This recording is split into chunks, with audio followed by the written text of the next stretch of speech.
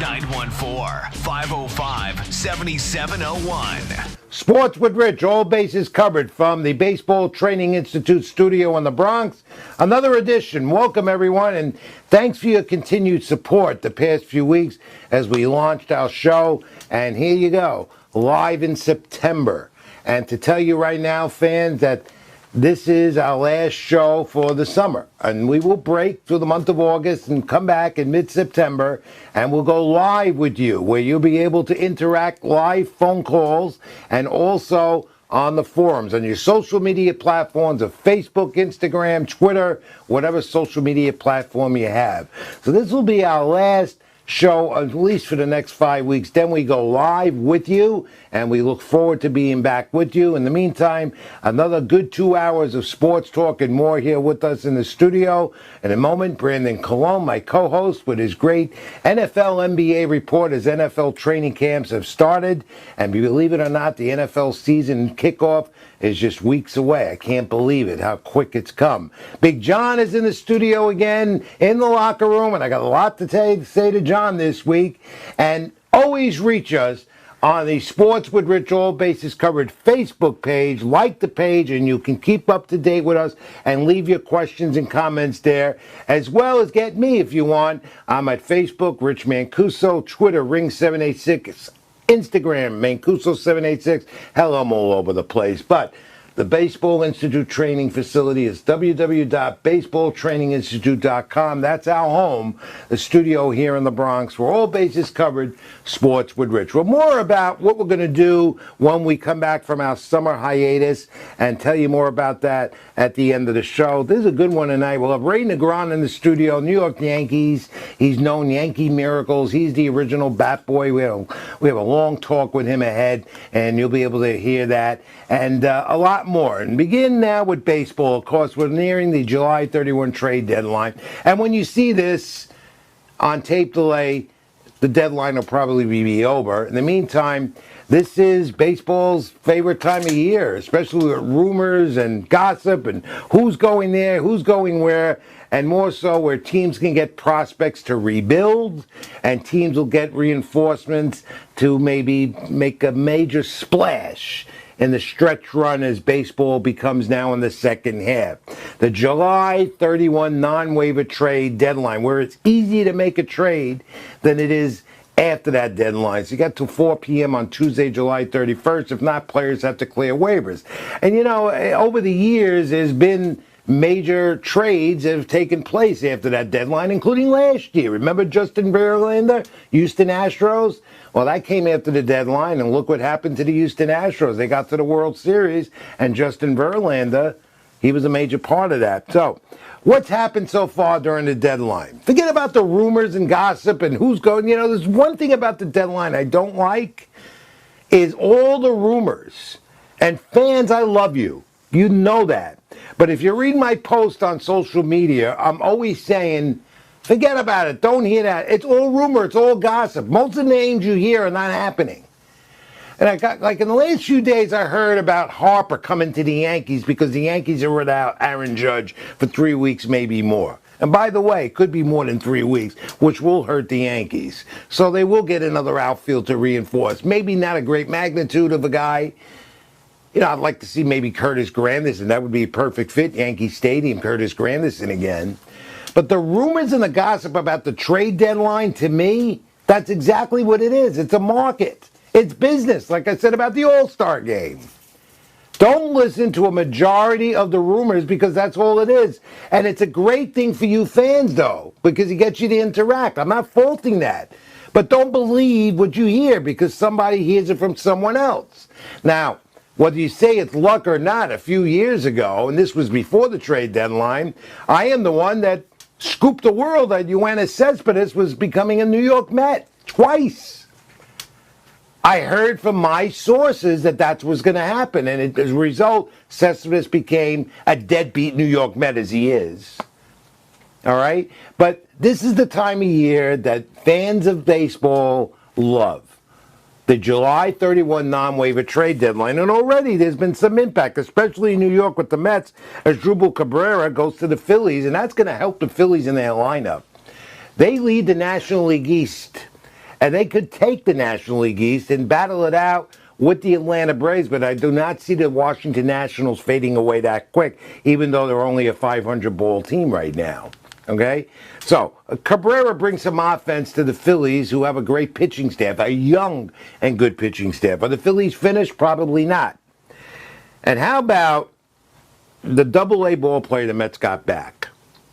You know, if you're a Met fan, you got to be happy about getting a prospect like Franklin Kilmo, 23 years old. He's young. He's athletic. That's what the Mets have to do. The Mets have to rebuild. And they got the pitcher that can do that for them for the long run. He's 23 years old. He's a right-hander. At the deadline last year, they made various trades, got rid of Jay Bruce, got rid of Curtis Granderson. Well, of course, they got Jay Bruce back. And where is Jay Bruce? No one knows where he is. So they got prospects back last year, a lot of pitching prospects that are not making an impact, but maybe one or two.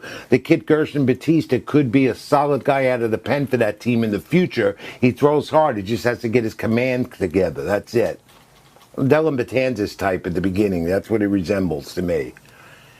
And then they got Drew Smith, who's another guy out of the bullpen that could be their eventual closer. Now that Jerice Familia is with the surprising Oakland Athletics. And Familia just made their bullpen even stronger. J.A. Happ is a New York Yankee. We heard that name rumored for a long time. Now he's in New York. He's at Yankee Stadium. He's the pitching reinforcement the Yankees need. But my friends, I know Brian Cashman's not done. You might hear more before the deadline or at the deadline. The Yankees are going to need another bat. They definitely need some help in the outfield with the absence of Aaron Judge.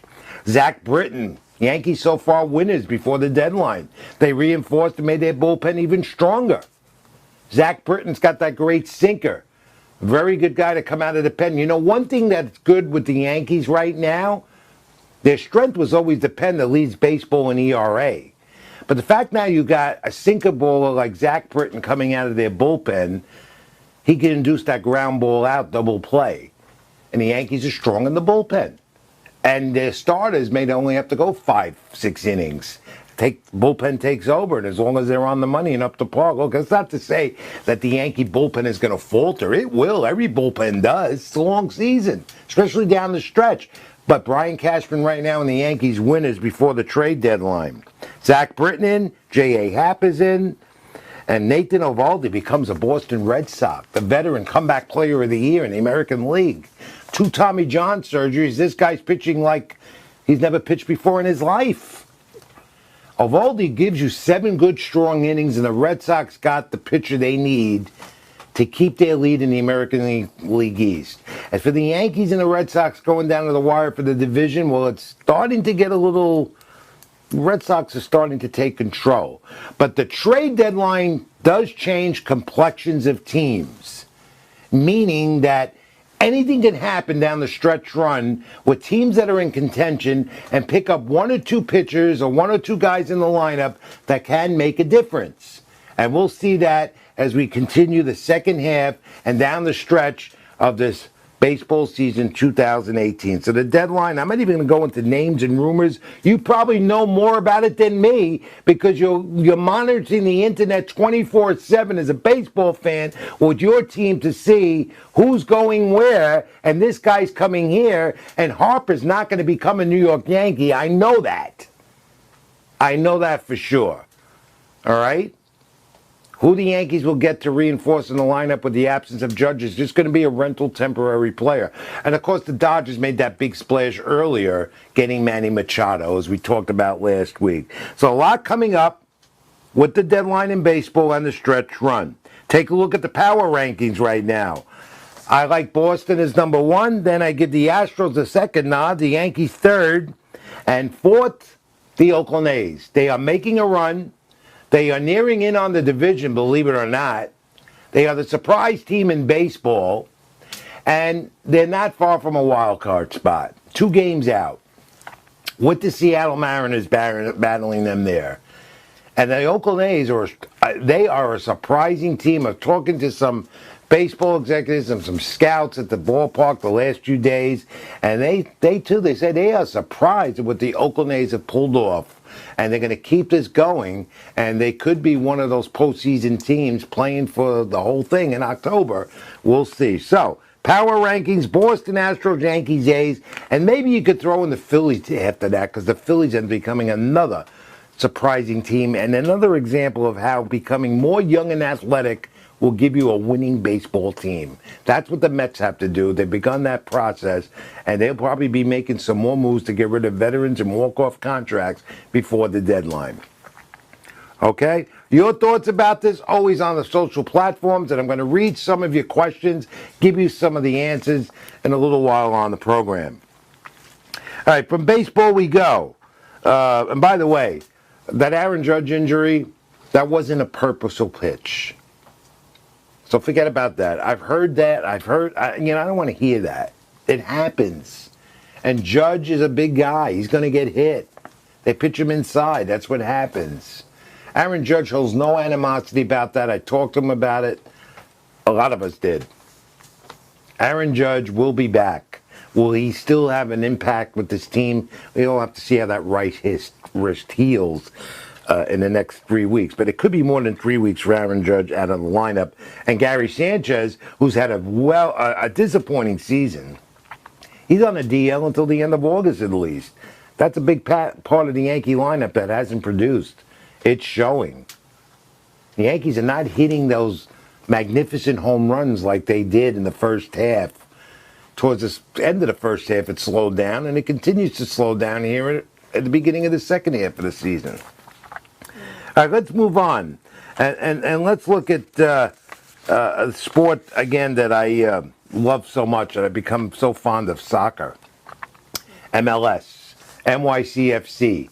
They're going to get a new stadium, close to signing an agreement, which will be miles from Yankee Stadium, and of course their goalie Shawn Johnson, a major, integral part of NYCFC. The Red Bulls in Atlanta also fighting for that division in the East. Boxing, of course.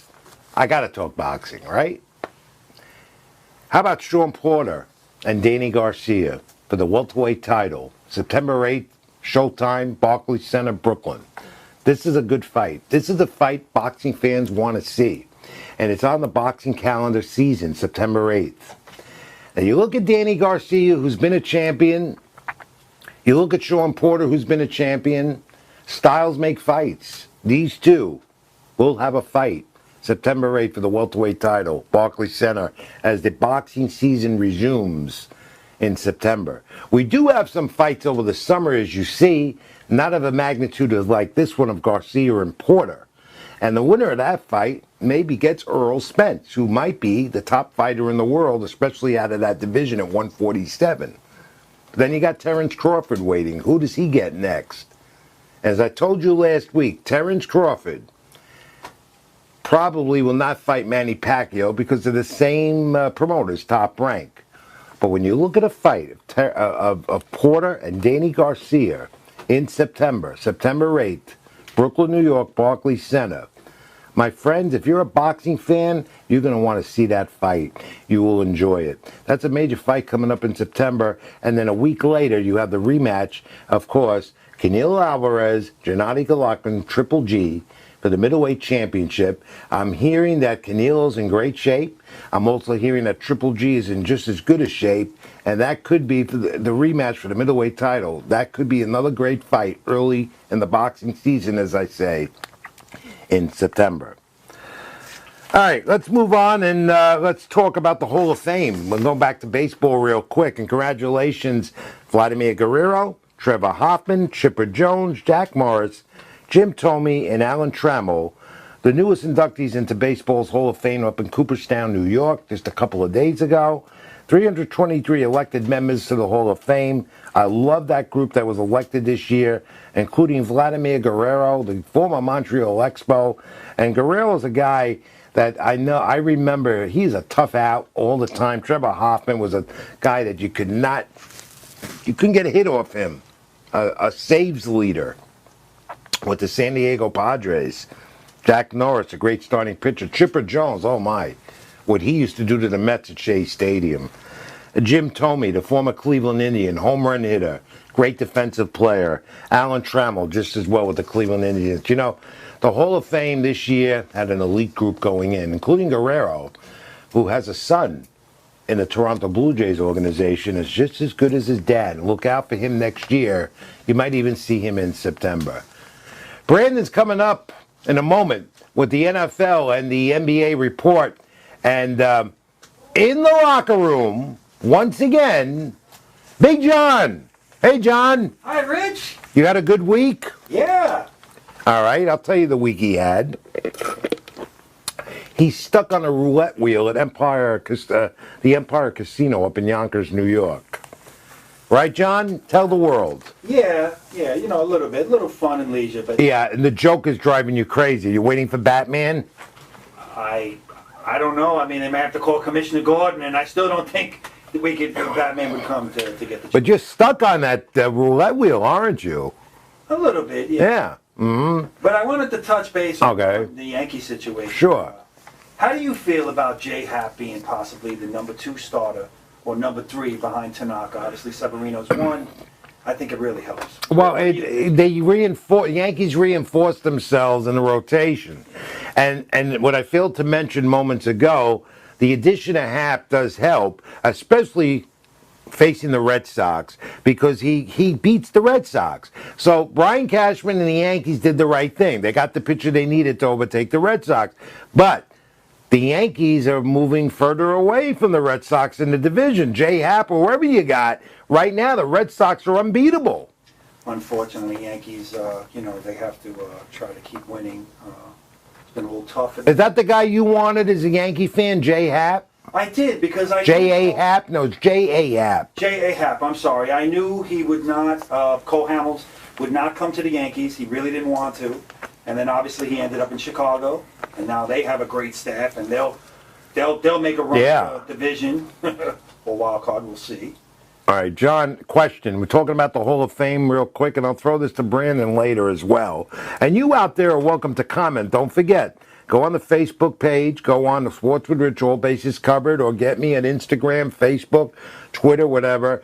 John, this is a question. Before we even get to the fact of the week, before I bring Brandon in, Pete Rose, I always felt, and still do, should be in the Hall of Fame. In fact, he should be involved in baseball in some capacity. And if you don't want him back in baseball reinstated, at least he should be in the Hall of Fame and become member 324 in the Hall of Fame up in Cooperstown. Because forget about what he did off the field. Forget about the gambling stuff. You can't take away what the guy did on the field. He belongs in the Hall of Fame. You feel that way, Big John? Yes, I feel he should be in the Hall of Fame.